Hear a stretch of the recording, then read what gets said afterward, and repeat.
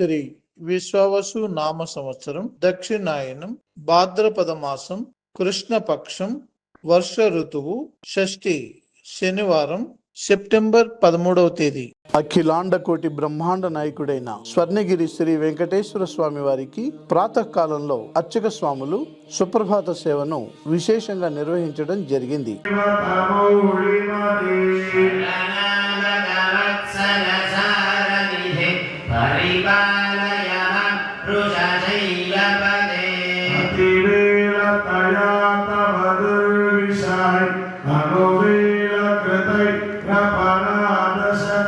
సుప్రభాత సేవ అనంతరం శ్రీ మహాలక్ష్మి అమ్మవారు 33 కోట్ల దేవతలు కొలువు తీరినట్టి గోపృష్ఠ దర్శనాన్ని చేయించడం జరిగింది.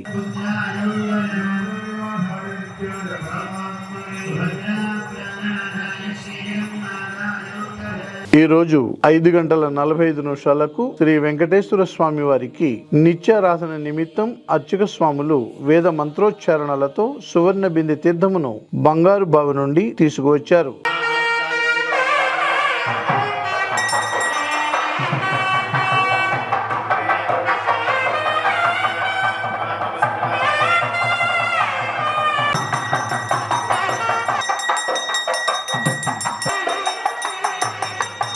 ఉదయం 5 గంటలకు అలంకార ప్రియుడైన స్వర్ణగిరి శ్రీ వెంకటేశ్వర స్వామి వారికి అర్చక స్వాములు మేళ తాళ మృదంగ మంగళధ్వనుల మధ్య సుగంధభరితమైన పుష్పమాలలతో తోమాల సేవను నయన మనోహరంగా నిర్వహించారు.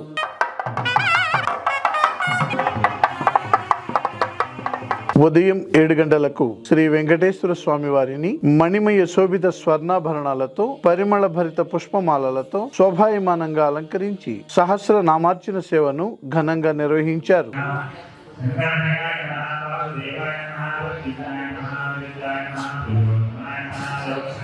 ఈ రోజు ఉదయం స్వర్ణగిరి క్షేత్రంలో లోక కళ్యాణం కోసం అర్చక స్వాములు శ్రీ సుదర్శన నారసింహ హవనంను నిర్వహించారు.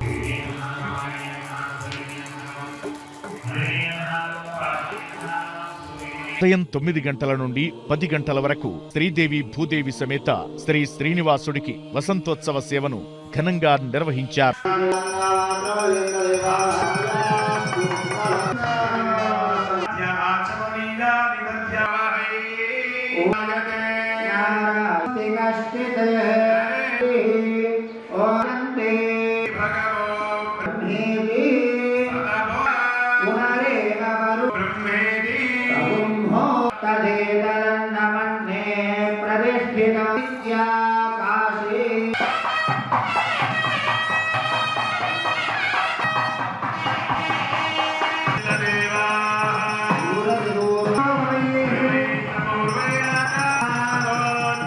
ఉదయం 10:30 జగదేక చక్రవర్తి అయిన శ్రీ పద్మావతి గోదాదేవి సమేత శ్రీ వెంకటేశ్వర స్వామి వారికి పట్టు పీతాంబరాలు ధరింపజేసి నవరత్న ఖచ్చిత స్వర్ణాభరణాలతో పరిమళ భరిత పుష్పమాలలతో అలంకరించి శ్రీ స్వామివారికి నిత్య కళ్యాణ మహోత్సవాన్ని అర్చక స్వాములు అంగరంగ వైభవంగా నిర్వహించారు. భక్తులు శ్రీవారి కళ్యాణ మహోత్సవాన్ని కన్నుల పండుగగా తిలకించారు.